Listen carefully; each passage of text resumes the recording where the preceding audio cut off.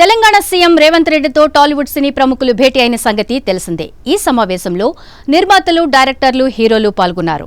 సంధ్య theatre వద్ద తొక్కిసలాట ఘటన, అల్లు అర్జున్ అరెస్ట్ తర్వాత జరిగిన మీటింగ్ ప్రాధాన్యత సంతరించుకుంది. అయితే సమావేశంలో అల్లు అర్జున్ ప్రస్తావన రావడంతో సీఎం రేవంత్ రెడ్డి రెస్పాండ్ అయ్యారు. బన్నీపై తనకెందుకు కోపం ఉంటుందని సీఎం ప్రశ్నించారు. అల్లు అర్జున్తో పాటు రామ్ చరణ్ తనకు చిన్నప్పటి నుంచి తెలుసునన్నారు. వీరిద్దరూ తనతో కలిసి తిరిగిన వారేనని వ్యాఖ్యానించారు రేవంత్ రెడ్డి. అదే సమయంలో పుష్ప 2 సక్సెస్ మీట్లో అల్లు అర్జున్ మాట్లాడుతున్న సమయంలో రేవంత్ రెడ్డి పేరు మర్చిపోయిన విషయం తెలిసిందే. అలా జరిగినందుకే బన్నీపై సీఎం కక్ష కట్టారని జోరుగా ప్రచారం సాగుతోంది. ఆ విషయంపైన రేవంత్ స్పందించారు. ఎవరో తన పేరును మర్చిపోతే తాను ఫీల్ అవుతానా అని అన్నారు. తన స్థాయి అది కాదని, అలాంటి రూమర్స్ నమ్మవద్దని చెప్పుకొచ్చారు. ఆ ప్రచారాన్ని ఖండించాల్సిన బాధ్యత టాలీవుడ్పై ఉందన్నారు. తాను సినిమా పరిశ్రమ బాగుండాలని కోరుకునే వ్యక్తినని క్లారిటీ ఇచ్చారు.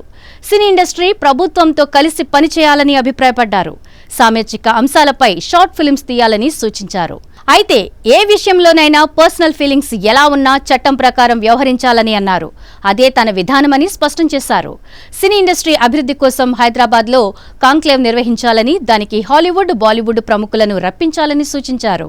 ఐటీ, ఫార్మా మాదిరి సినీ పరిశ్రమను కూడా ప్రోత్సహిస్తామని వెల్లడించారు రేవంత్.